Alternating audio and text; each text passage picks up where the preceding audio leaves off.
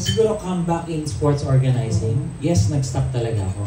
Kasi nung nag-marathon ako, started living a healthy lifestyle, nawala ako sa industry. Alam ng lahat yan kasi pumayat ako. That time, manager ko si Tita Annabel Rama. So after nun, nag-organize ako ng mga running events. So after nung running events, tumakbo ako ng konsihal sa Taytay. So marami na rin nag-organize sa mga fun run. That's why I stopped also. Sabi ko, sige sila naman, okay na ako sa pag-fun run. So ngayon bumabalik ito, dahil pumuputok siya ulit. And then, ang daming opportunity like this company, like my brother Mike here. So, why not? Sabi ko, kung makaka-encourage pa, sabi ko nga kanina, it's not only the business or about money, just to encourage. Yun po yun. So, it's a comeback. At saka binanggit din na you're known for holding thematic runs. Anong theme nito? Yeah, ito po, yun nga, it's an encouragement, you versus you. No? Para lahat tayo, yeah. So, lahat tayo, it's like, saying to yourself that today is better than yesterday. So you wake up early, you decide to do good, you eat, you exercise. So yun po yung you versus you. Kaya naman thematic, when I started 2012, if I'm not mistaken, ako po nag-organize ng first death anniversary ng King of Comedy Dolphy sa Quirino Grandstand. So baka marami sa inyo, baka hindi pa masyado active. Ako rin na nag-organize ng KAPPT Fun Run, bago nito mga huli na lang. So ako rin po nag-organize ng Fun Run ni Cesar Montano, Run to Quit sa tourism. So marami na po tayo na-organize before. So marami rin naging celebrities na involved dyan sa Quirino Grandstand, sa Mall of Asia, tsaka sa CCP. Yun po. Thank you. Kay Michael, paano kayo nagkakilala ni Berwin? We are brother in Christ. Magkasama kami rin sa mga retreat tsaka sa church. And then, he brought up the idea sa'yo na mag-hold ng run, mag-organize? Parang hindi ko maalala eh. Parang sa meeting lang namin, isa to sa mga pareho namin gustong gawin eh. Kasi ako naman, founder naman ako ng maraming cycling group at saka running din. Except, kaya hindi ako makapag-triathlon, langoy aso ako eh. So, dalawa lang yung sorry sa mga sa mahilig sa dog. Pero mas magaling lumangoy yung aso ko kaysa sa akin. So, hanggang duathlon lang ako. Two more questions. Ano yung binanggit kanina dun sa video ni Berwin na ito lang yung run na may parang entertainment pa after nung run itself? Ano? Yeah, yung first organizing event kasi na ginawa natin, na binigay ni Lord before, siya yung kauna-una na race organizer na after ng run, hindi pa umuwi yung mga tao. Kasi kasama sila Long Mejia, sila Bando, may entertainment palagi. So, my mentor is Rio, which is Run Rio up to now. So, lahat ng races niya before sa BGC pa lang, sa kanya ako tumatakbo. When I found out na talagang mas masaya pala after the run is my entertainment. So, what I did, so gumawa kami ng entertainment after the run. So, ibig sabihin, tapos na yung fun run, yung mga tao, nag-enjoy pa watching celebrities singing, and then may magician. So, talagang family affair siya. Kasi before ang running, it's super serious. Yung mga nananalo lang, sila lang yung nagsistay kasi sila lang yung may award. So kaya sabi namin dito, gusto rin namin gawin, especially the beautiful place in Vermosa ngayon, is magkaroon din ng entertainment. In fact, plano nga namin, baka nga i-livestream pa yung laban ni Manny Pacquiao eh. Kasi sabay siya ng morning eh. So, just to gather people to enjoy that morning on July 20. We're talking concert ba? Or Zumba? Nagawa po namin before yung concert, pero ngayon baka hindi po concert. Baka may acrobats, baka may entertain, may mga artista po supporting also, not only to run. Nito yung team, confirmed that he's singing sa OPM para masaya sa mga runners. So, ganun po siya. Finally po, ano yung requirement? Paano sumali at magkano? Super easy sumali. So nowadays, it's really online. You can scan the QR code. So when you're running 3 kilometer, 3 kilometers, 1,250. And then pataas ng pataas yan, 100 pesos lang. So 5 kilometer, 10 kilometer, 16 kilometer. So ang ginawa po, dati rin ni Berwin Mayley, ako rin po yung unang-una nag-organize ng mga fun run na lahat may finisher shirt at lahat may medal. So everybody happy. Kasi before po, Before, ang nakakakuha lang ng mga medal, yung mga mabibilis lang. Pati yung mga finisher short. So eto, ang ginawa natin, tinuloy natin ngayon. Kumbaga pag nagbayad ka, yung binayad mo, sulit. Makukuha mo. Kasi pag kunenta mo lahat yung binayaran mo, makukuha mo siya as the item. May resibo. So whether you're fast or slow runner, to cross the finish line, you'll get everything. Even the freebies from the sponsors. So yun po siya. Thank you, Berwin. Before we ask the other friends, gusto ko po tanongin si Sir Mike, ilang taon na po kayo magkaibigan ni Berwin sa church pa? Nagsimula yung inyong pagiging magkaibigan? And my second question is, paano po nabuo ang 88 Sports PH na kayo po ang CEO? Bago pa lang din ho kayong magkaibigan, pero I always believe, pag si God yung gumagawa ng way, 8 billion katao, pero sila yung mamimit mo, sila yung doon kayo magpa-fluctuate, kayo mag-a-align. Yung 88 Ace Productions po, matagal ko nang tinayo yan, since 2008 pa. Pero yung 88 Ace Sports PH, that's the division of the production company. So marami na rin kaming mga ginawang, more movies kami, pero wala masyado kaming kinikita sa movies. Movies po as in co-producing, line producing? Yeah, yung mga ano po, yung mga indie natin. Independently produced? Yes. Okay, sige po. Well, we have a next set of questions from Romel Gonzalez of PEP. Ayun, may question muna kay Berwin. Berwin, from when till when ka nag-quit or naglaylo sa showbiz? Naglaylo sa showbiz, 2009, kumonti na yung project ko niyan. Kasi namatay yung daddy ko ng 2008, emphysema, kapareho na kay Tito Dolphy. Then I started running. So hanggang sa malayuan na yung tinatakbo ko. So pumayat na po ako, that was 2009 hanggang dito na lang ako nakabalik ulit with Net25, with Quezon City. So social media na ito, YouTube na ito, tsaka Net25. And then guesting na lang. So, I think that's more than 10 years nung nawala ako sa industry. And then, yun ba ang reason kaya napunta ka sa running because you're that guy? Yeah, tama po. Isa po yun. So it's a choice kasi ang dami ko na rin kaibigan. Well, nakasabay ko sila Tito Redford, nakasabay ko sila Carding, marami. Nakasabay ko si Sammy Lagmay at kung sino-sino pa mga kilalang komedyante. Carding who? Ray Cards po. Okay. Tarzan po. Si Jody Santa Maria, bata pa. Sa Star Cinema kami. So anyway, so those days and times na talagang iniisip ko rin na saan ako pupunta? Manginginom po ako. Lahat po ng bisyo, tinitira ko. Wala akong disiplina sa katawan. Galing ako sa hirap. Nung nagkapera ako, lahat gusto kong tirahin. So ganun ho ka-worse. So sabi ko, Lord, tulungan mo ako. Kung hindi, maaga ako mamamahinga. Then, yun. Doon po nag-start lahat. Nung nawala ang dad mo. Opo.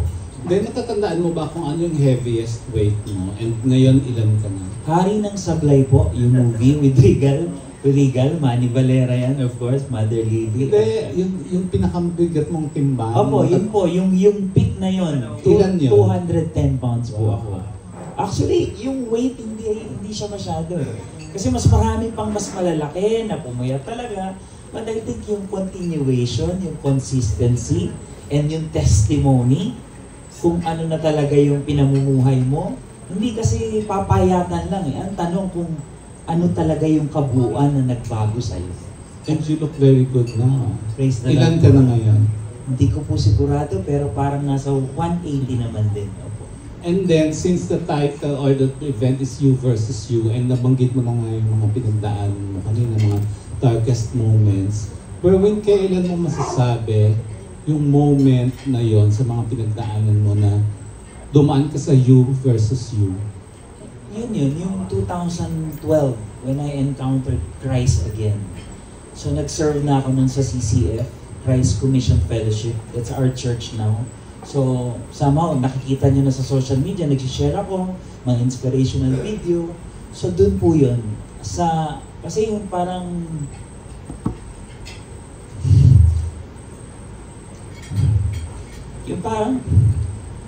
okay. Yung parang kung kailan ka lumapit kay God, lalo ka nang ginamit. Kung kailan ako nag-serve kay God, ang daming challenges pa dumaan. So kung kailan ka sumuko, dun ka pa niya lalo gusto yakapin. So, that's the hard part. Yun, yung mga time na yun. I started serving 2011. Kasama ko na yung wife ko that time. Nag-run ako 2008. I started running 2009, 2011. Nag-organize na po ako nun. Kasabay na po nun. Nag-CCCF na po kami. Yun po. And ngayon, you're in a beautiful place now. Yes. Wala po. Career-wise, achievement-wise, nadaanan na po. Pero ngayon, yung bank account, hindi na po mahalaga sa akin yan. Yung kasikatan, hindi na po mahalaga sa akin. Makatawid na lang kami to encourage other, to motivate other, to share kung gaano kabuti si Lord sa atin lahat. Hindi lang sa akin, sa atin lahat. Boundary na po ako. Congratulations. Salamat po. Kay Sir Michael naman. Sir, you were introduced as a doctor. You're a doctor of? DBA po, Doctor of Business Administration. Okay. So, upon hearing po yung mga pinagdaanan ni Berwin, and I see you're very close.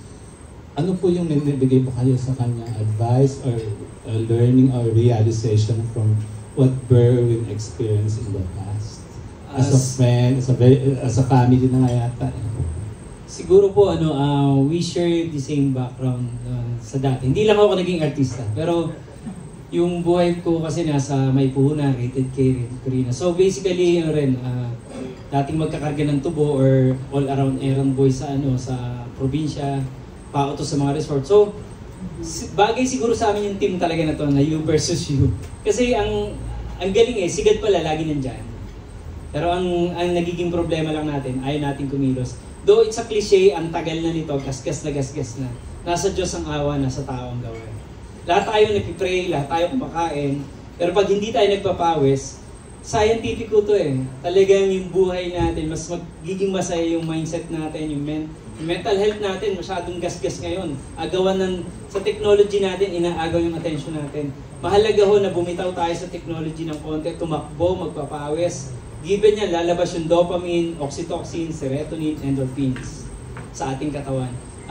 Going back dun sa tanong nyo, siguro yung common namin. Nagsimula kami sa at siguro batang 70s. Ito talaga yun Yung mga pinanganak sa una na ang laro natin is habulan, taguan.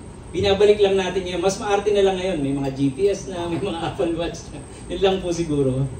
Yes, thank you, Doc, and congratulations sa inyong dalawa. Thank you. Thank you, Romel. Napaka-inspiring ng kanilang kwento. No?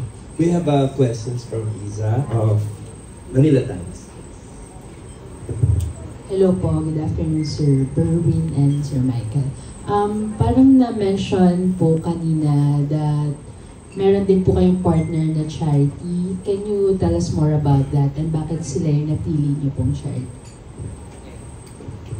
Yung My Superhero Friends Foundation po is actually founded namin yon, yung group namin, because of my late wife. Dati siya Lani Maranan Foundation.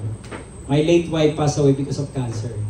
So since then, at a very young age, nagka-cancer siya 25, 30 years old, she's gone. So pamula nun, kinwestiyon ko yung mundo.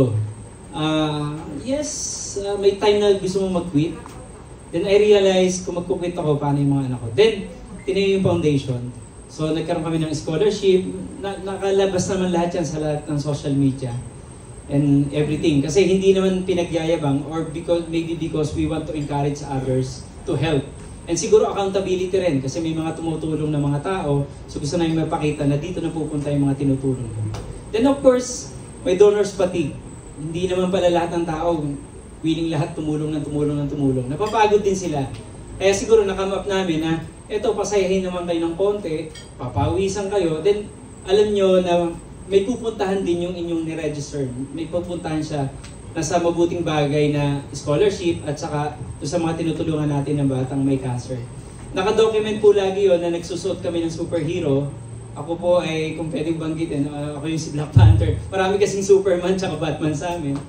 Ganun yung ginagawa. May mga local din kami, may Elastic Man, may Captain Barbell. So, nasa sa inyo doon sa mga gusto mag-join. Thank you na itanong niyo yun kasi marami tayong mga tao na though adult na tayo, there is always a child in us. God pa po kayo. is this the first time po na mag-create or organize ng You versus You, and will this be a yearly thing? And ano po yung gusto nyong parang what do you want You versus You to be known for sa race community po? Yung yearly actually, dahil sobrang uso ang running ngayon, baka nga hindi siya yearly. So baka nga quarterly. So hanggat may venue na available. So we were thinking like, uso na rin naman yan before pa yung mga trilogy, di ba? So we were thinking You versus You, next is, we're talking about mind, body, and spirit naman. So parang ganun yung concept niya. Yeah, we'll still praying. At the end of the day, hindi naman namin hawak yung pwede mangyari. But it's really a probability na maulit agad. And finally, since both of you po na fit naman po kayo and you're into health and wellness, ano po yung ma-advise nyo dun sa mga gustong magsimula but hesitant na mag-start mag-run, mag-exercise, and ano din yung advice nyo para may continuation, hindi lang yung sa umpisa, kasi iba umpisa lang tapos na the following week, parang ganun. Thank you na pansin yung Pete. Kasi ako rin po yung pumadyak ng Luneta to Davao in 6 days. Nasa TV Patrol naman po yun. Pero ang pattern ko kasi kung napapanood yung movie, si Forrest Gump, diba, yung parang wala siyang pakialam, nonchalant lang. So yun ang yung ma-advise ko dun sa tanong ninyo. Minsan kasi hindi natin ito ginagawa para sa ibang tao. It's only between me and my God. Si God lang naman nakakakita talaga ng intention natin sa heart natin. So kaya nga motivations natin. Sana dun sa mga nanonood, kahit hindi kayo mag-join, ito lang yung gusto kong maintindihan ninyo eh. Kung gusto nyo talaga may ma-change sa buhay nyo, yun lang. Basta pagising nyo sa umaga, i-pray, lumakad na kayo, yun lang. Magugulat kayo pag may lumalabas na konting pawis. Nag-iiba talaga yung pakiramdam nyo. Kaysa sisihin nyo yung gobyerno, sisihin natin yung lahat na lang. We can blame everyone except us, except ourselves. Pero pagka natutunan mo, ako pala muna. Yun lang, pag nagawa nyo yun, magulat kayo, yung 1 kilometer nyo, naging 2 na, naging 3 na. Kahit wag kayo mag-run, kahit lakad lang. At magugulat kayo, from lakad, run na kayo. From run, magsa-cycling na kayo. From cycling, maglalangoy aso na kayo. And so on and so forth. Ang dami na palang pwedeng gawin na ganun pala tayo dinisign ni God, hindi pala talaga tayo steady lang sa isang sulok. Kung sa games, hindi tayo yung NPC. Hindi tayo non-playable character. Pwede palang tayo ay nasa gitna rin ng sarili nating karera ng buhay. Siguro parang sa akin, kasi marami na rin gusto magpapayat, maging healthy. So ang tanong, paano mo mako-continue, di ba? Marami ningasugol lang sa umpisa lang. Siguro the only thing na pwede natin gawin while doing the exercise is to enjoy it. Make it a lifestyle, make it a habit. So hindi siya maging burden sa'yo.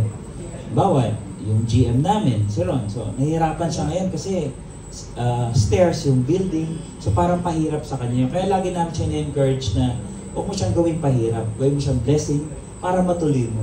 Abangan niyo siya next year. Siya na po yung nandito. Biro lang. So I think yun lang, enjoy lang yung pag-exercise. Then repipray namin. Yeah, we have the next set of questions from Kate Adama. Hi, good afternoon po. Yung in connection sa tanong po ni Iza, para doon sa mga interested na motivated na mag-start, saan nga ba sila magsisimula? Meron bang pwedeng lapitan, puntahan? Kasi alam po natin, pag hindi ka properly trained, pwedeng prone to injuries, di po ba? So ano po yung pwedeng gawin? Well, ngayon napakaraming running clubs. So usong-uso po yan. So iba-ibang grupo. Merong QC, merong Nabotas, may South, may Alabang, may Cavite. So actually nasa social media rin siya. Pag sinearch mo siya, lahat yan lalabas na eh.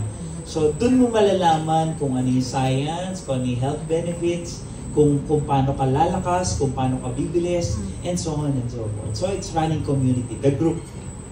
And kapag sumali po, kayo po, sir, Gusto ko lang i-add. Ako naman, sa experience ko, kasi minsan pagka yung group biglang na-disband or na-dissolve, tinatamad ka. Hindi. Pinakamaganda talaga, you owe it to yourself eh. Kasi yung iba, sir, kasi wala akong ganyang kagandang shoes. Sir, wala akong...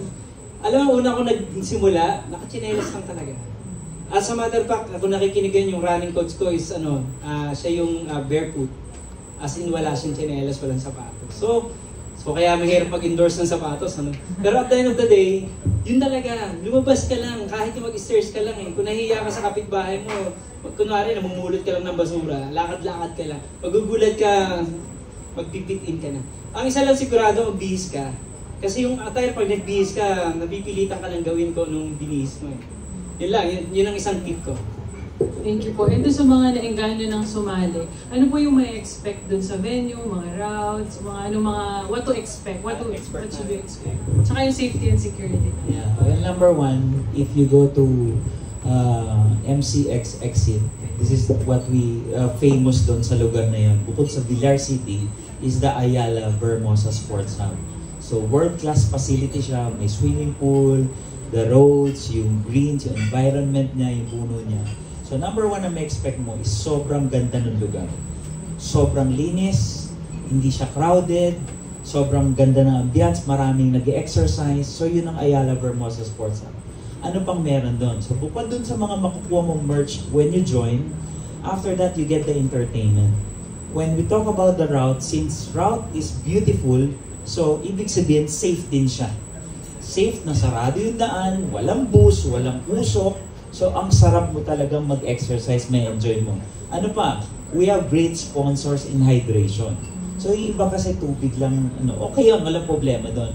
But since blessed tayo, marami tayong kakilala, so every 1.5 kilometer, that's the marathon rule book, you have hydration stations. So, si 3K will experience hydration. 5K, 10K, 16K, hanggang sa U-turn ng dulo, pagbalik mo, meron ka hydration. Yun yung pinaka-the best sa lahat. And the ambience, yun nga, nabanggit ko na kanina, entertainment, freebies, that's it. Solve yun Sunday morning. Yung safety naman po and security. Well, safety, yun nga, walang dumadaan doon. When we talk to Ayala Vermosa Sports Hub, of course, ang security and safety kasama sa kontrata, that's number one, sarado talaga yung road.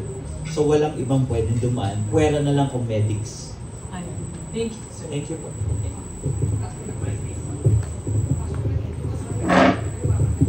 Thank you, Kate. We have a few questions from Cesar Batingan of Net25.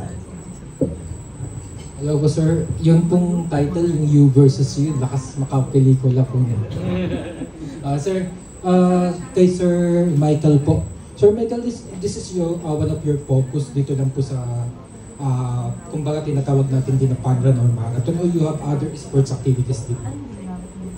Actually mas kilala ako sa cycling community. Ako yung founder ng Batangas Bikers Club. Lahat ng malalaking gulong na nakikita niyo ng mga bicycle, yung Pat Bike Brotherhood, Pat Bike Philippines, ang siklista nagkakaisa, Philippine Bikers Association, CBGI, marami. I can almost siguro around 50 plus organizations sa sports community. Yeah. Sir Berwin, kumusta pong community ng ito, yung sa pagtakbo po? Marami rin po bang involved na celebrities and mga nasa entertainment? Marami pong nag-confirm, kaya lang syempre ayaw natin sabihin, baka mamaya hindi naman makarating. But makikita niyo lahat yan sa palapit ng palapit sa Facebook page po ng 88 Sports PH. So please like and share that so you'll see the surprises, even the supporters. Palaki na rin po ba ang community ng pagtakbo ba? Well, by God's grace, God willing, yeah. And ito po ba ay dadalhin nyo rin sa iba't ibang lugar dito sa Pilipinas? Kaya ng kapatid ko yun.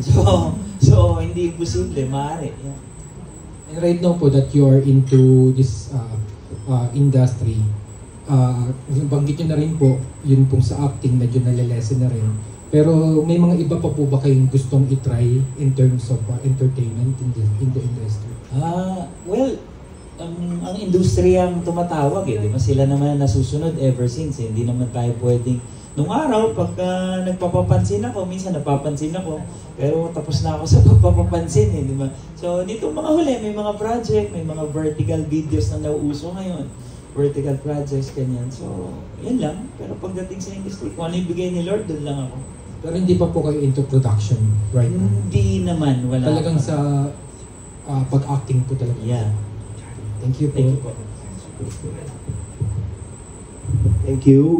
We're down to the last 2 to 3 questions para later on we have one-on-one interview. We have a question from Charlie of Philippine Star. Hello, sir.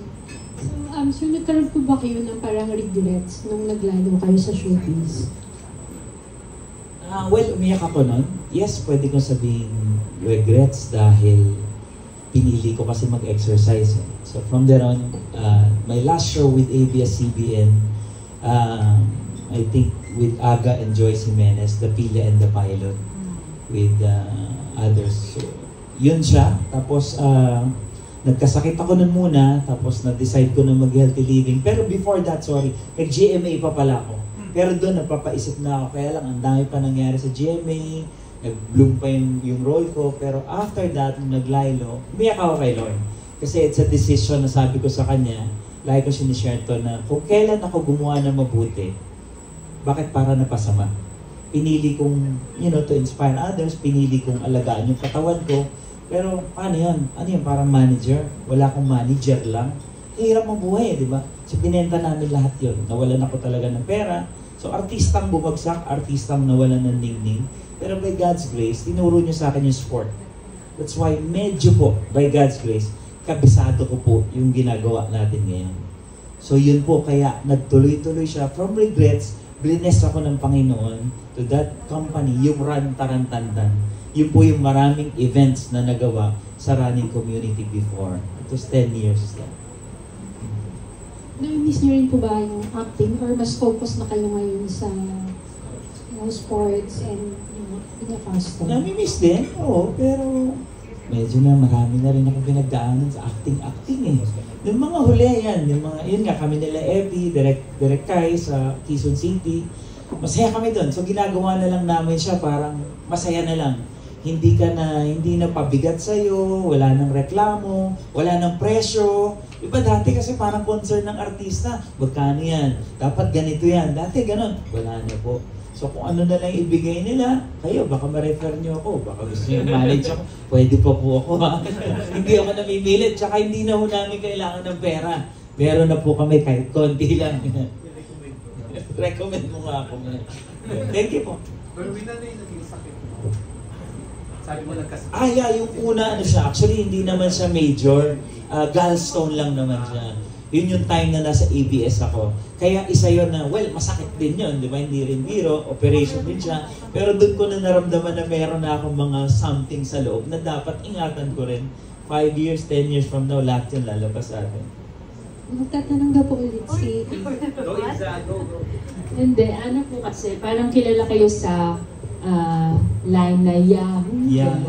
How did that word change your life? Grade 6 ka pa lang nun, Pero natatandaan ko.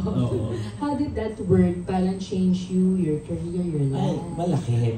Kasi nag-start tayo sa ABS-CBN, tapos nag-start yan sa GMA 7. Well, kami na nila Bayani sa Super Lucky in ba nun? Maka grade 3 ka pa lang siguro na. Yahoo! Yan si Mel. Payat pa yan dati. Panahon pa namin nila Tito Dogs. Ngayon, malaki na rin ang tiyan ni Mel. So, dun siya. So, it's a celebration actually. May yahoo.com na nun, pero hindi pa sikat. So, yun. So, Yahoo! Yun yung talagang sigaw na tuwan-tuwa ako kasi nagkapera ako, sumikat ako, nakala ko, yun lang yung saysay ng buhay. Hindi pala. So lahat natatapos, lahat tumito, nagbabago, umiikot. So dapat klaro yun sa mga kapatiran natin. Ngayon po, ano yung nagpapayahu sa inyo? Well, syempre asawa ko andyan. Siya ang tunay na nagpapayahu sa akin. Yan si Lara. But syempre, Introduce mo yung wife mo. Kaya si Lara, yan. Diyan si Lara. Si Lara naman, nung panahon pa namin nila Mel at Tito Dog, so nag-umpisa pa lang mag-artista, kasama ko na si Lara. So kasama ko na yan sa dressing room, kasama ni Mark Anthony, ni Eric Proctoso, sa palibasa Lalaki Days pa. So yun siya. Well, ngayon, yun nga sabi ko nga, it's not about me anymore, it's not about us. Ito na yung grace na tinatawag na nanggagaling kay Lord lang. Kasi kung wala siya, ligaw na po ako at baka patay na ako. At ganun din si Brother Mike. Thank you po. Any other questions? Mga pahabol na tanong? Berwin, siguro ano yung learning lessons mo? Ano yung mga natutunan mo all these years? Ano yung sa journey mo, di ba? From sikat na komedyante, nag-downfall, nagkasakit, and then bumalik sa sports. Ano yung na-realize mo? Well, it's in the Bible also. Masaya siya, exciting siya, pero it's all, time will come, pagka na-encounter natin si Lord, it's all meaningless. So, wala siya lahat. Wala siya lahat. So, ibig sabihin, hindi pala yun lang ang buhay. Yun yung, hanggang ngayon, yung mga kasama natin sa industriya, na nakakausap ko hanggang ngayon, yung ibang komedyante, yun yung uhaw na uhaw silang marinig, na hindi pa rin makakawala sa industriya. Na yung halaga pala ng industriya, ng pera, ng karir, ay napakabilis lang. At kapag minahal mo na siya, nakagapos ka na doon. So siguro lesson sa akin na akala ko yun lang ang buhay. Akala natin negosyo lang, akala mo karir lang, hindi pala. Kaya ang daming reminder, di ba? Ang daming mga kapatid natin sa industriya, mga namaalam, nagpahinga na, di ba? So natatapos lahat. So hindi lang siya temporal, kundi eternal din ang usapan. That's the question, kung saan tayo after this. We have the last set of questions from Ruben ulit. Pahabol daw. Pahabol ka, diba? Hindi, nasagot na CCF ka pala. So, hindi lang physically ikaw nagkaroon ng grabing development and enrichment, kundi spiritually, di ba? Kasi yung last question ko is, nabanggit mo nga yung mga artista. May friends pa rin kayo nila Goma, nila Jan, may communication pa ba kayo hanggang ngayon? Meron ba kayong regular bonding session or something? Wala na. Puro messenger na lang, Viber group na lang, ganyan. Wala na. Pero ang mga huli kong madalas nakasama is si Bayani, si Benji Paras, yan yung mga very close ko, si Mito Yunding, yan yung mga nakakasama ko lately. Yeah. Close pa kayo ni Archie Alemani? Si Archie, nakatrabaho ko siya matagal sa Bubblegum, pero lately hindi kami nag-uusap. Sige, hindi ko natatanong. Hindi, kasi di ba may recent issue kay Archie. So, hindi naman sila close eh. Okay, wag na. Thank you and congratulations. Closing remarks. Alright, thank you so much from our friends from media. Just to close the session, any last word from our President and CEO, and please invite everyone to our event. Sir Mike. Ayun, sa lahat ng mga hindi pa nakaka-join sa running era, running community natin, please join kayo. Pwede naman ang takbo, pwedeng takbo, pwedeng lakad. Wala mag-judge sa inyo dito. Start lang. Lalo na doon sa mga hindi pa nakaka-try. Yung mga newbie, welcome na welcome. Tapos doon sa business community na mga kasama ko, thank you sa support nyo, yung mga corporate support nyo. And sabi nga ni Bro Berwin, abangan nyo kung sino yung mga makakasabay nyo. Kasi hindi naman namin alam kung sino sa mga in-invite namin, yung mga darating. So, hopefully dumating silang lahat at makasama natin sila, makadao pampalad sa Ayala Vermosa. So, You versus You, July 20, 88 Sports Page. Thank you so much. Yun po, halos nasabi naman na lahat. But number one, kailangan po namin ng iyong suporta sa mga balitang lalabas mula po sa inyo. Sana po ay mailabas kagad para may habol natin talagang bago mag-July 20. Dahil blessing po kayo sa amin. Blessing po kayo sa amin. So maraming salamat. Yun lang. For details, check out Facebook page ng 88 Sports PH. Thank you po. Thank you.